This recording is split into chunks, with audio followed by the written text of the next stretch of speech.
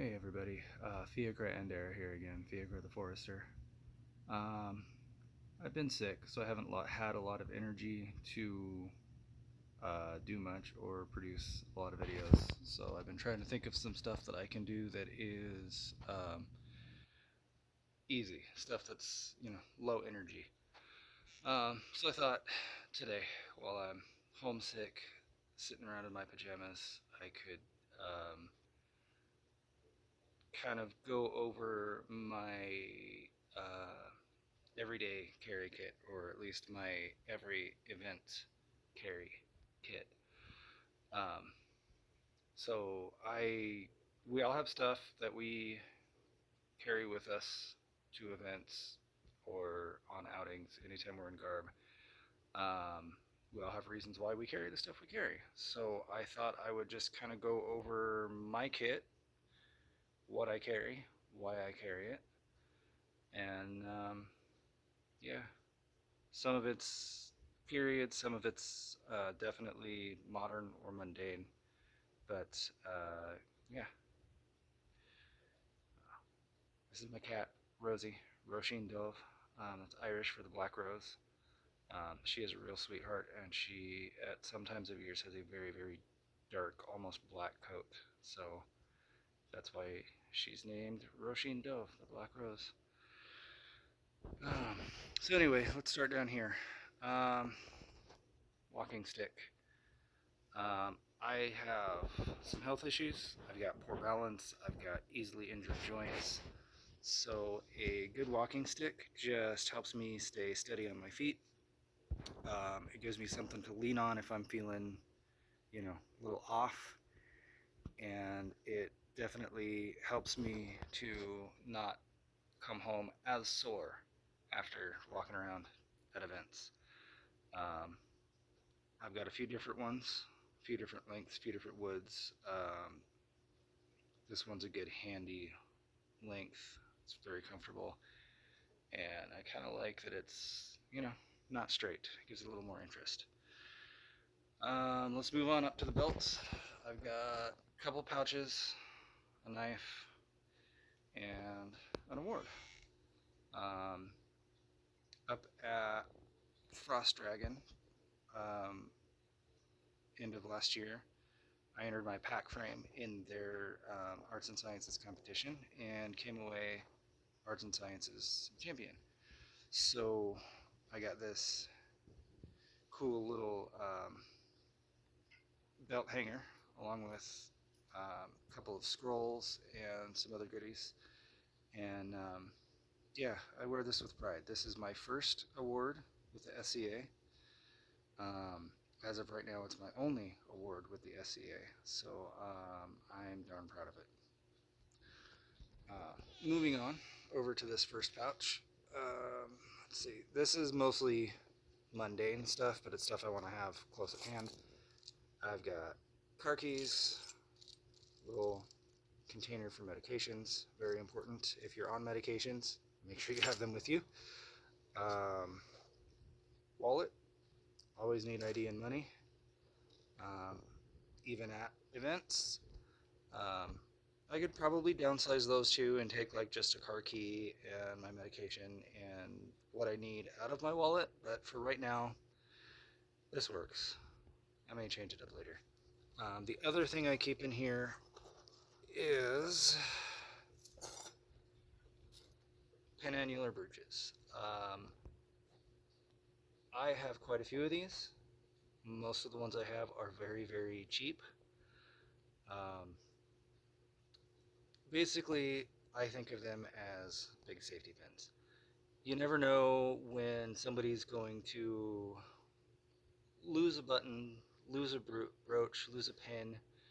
Um, Something's going to get torn, ripped, seam's going to come undone. So I carry these just in case. Um, these are inexpensive enough that if somebody needed one and I didn't get it back, I wouldn't be upset. So I carry these just sort of as a, in case of emergency item. Moving on to the next pouch. This one is where I keep my cell phone when I'm not using it to record videos. I also keep a battery backup and cable. Um, Again, definitely not period equipment, but definitely stuff I want to have at hand, especially since I do try to take a lot of videos and pictures when I'm at events or doing things. Um, Next up is the knife. This knife is very special. I talk a little bit more about it in another video. My brother made this knife, and he made this knife out of a file that belonged to our grandfather. So it's super special, super sentimental, and it's probably something I will give to my son when he's older. The handle is beautiful, beautiful spalted maple. Um, this is not a period knife, not a period design, not a period material. However, when it's on my belt, nobody notices, nobody cares, and I love having something with such sentimental value with me all the time. Super cool knife. Thanks again, Evan, for making that for me. I really appreciate it. Alright. Over here we have a canteen or castrol. This is made out of leather.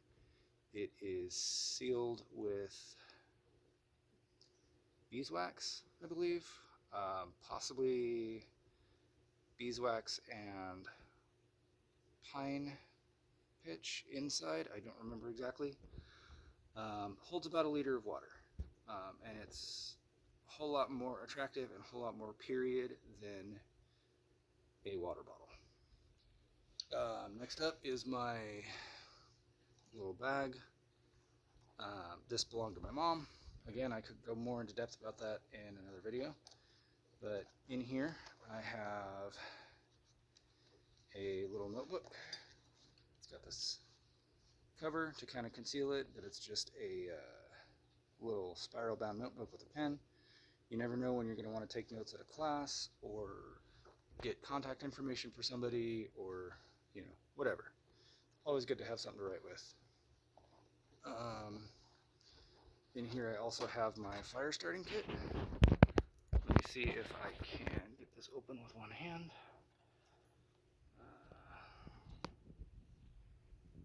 Sorry, I cannot get it open with one hand, so bear with me while I... There we go. Got it. Okay. Fire starting kit. I have a steel striker. I have a couple of pieces of flint, if I can get this open. There we go. Flint. There. This little metal tin is char cloth. The tin is definitely not period. It's a gift card holder, but it gets the job done, and it gets the job done for both holding and making char cloth. And since it's in my bag, nobody ever really sees it. For tinder, I have jute cord. This pulls apart easily. It catches very easily as long as it's dry, and it weighs almost nothing. So it's a handy little bit of kit to keep on you if starting fires is one of the things you do. Here you can see a little bit of the rope that I've stripped down into individual fibers. And then this is just a waxed canvas bag that my fire starting kit stays in when I'm not using it. Moving on over, we have my axe. My persona is Hiberno Norse, which, if you didn't know, that means Irish Viking. Hibernia is the Roman name for Ireland, so it's kind of a blend of cultures. There's some debate over how much blending there was and whether there was intermingling, intermarriage. I like to think that there was. DNA evidence and archaeological finds would tend to indicate that there probably was quite a bit of intermixing and intermingling. Um, so I went with a Viking style or Norse style bearded axe. Um, this axe is super handy. It's nice and sharp. It's got really good balance to it. The beard on the axe, which is this part right here, um, serves a couple of purposes. In combat, you could use it to hook an opponent's weapon or shield to move it out of the way or to disarm them. And if you're crafting, if you're making something, that beard gives you the ability to hold the axe nice and tight up to the blade and then use it as a plane to shave kindling or plane a board flat. So it's just a handy tool. And that mixing of cultures, that Hiberno-Norse identity that I was talking about, is why you see a lot of Celtic or Irish influence in some of my kit. Some other little odds and ends I wanted to include in this video. Um, this bracelet is pewter. I'm still not 100% sure if it is based on an actual find or just inspired by actual finds, but this type of design was found on items in the Curedale hoard, which is one of the largest Viking silver hoards ever found in the United Kingdom. It's dated to around 906, and those dates are based on some of the coins included in the hoard. And some scholars think that that hoard, deposited in around 906, came from Dublin. The city of Dublin was a Viking longfort, a Viking settlement, and a Viking port that they launched a lot of excursions from, a lot of raids, a lot of travels. And the Vikings were driven out of Dublin in 902.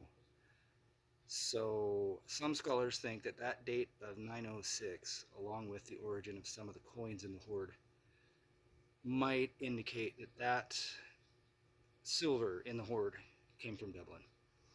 And since my persona is Hiberno-Norse, early to mid 10th century, from the area around Dublin, I thought that was a nice fitting piece, a nice fitting connection to history to include an item based on a Viking silver hoard, possibly deposited by people fleeing Dublin when the Vikings were driven out. Yeah, cool piece. And then these last two, they're anachronisms. They're not historical, but they're meaningful. So I cannot remember if I have mentioned this in a previous video or not, but my name, Fiacra Andera, translates to Raven of the Oak Grove. There's a ton of symbolism in that, both historically, culturally, and personally. Ravens figure heavily in Celtic and Irish mythology. Some of the gods took the form of ravens, and it was often said that great warriors on the battlefield just before death were transformed into ravens. So here on my cloak pin, you see Fiacra, the raven. Yeah, again, Celtic or Irish knotwork to kind of tie in that cultural aspect, as well as the mythological significance of the ravens.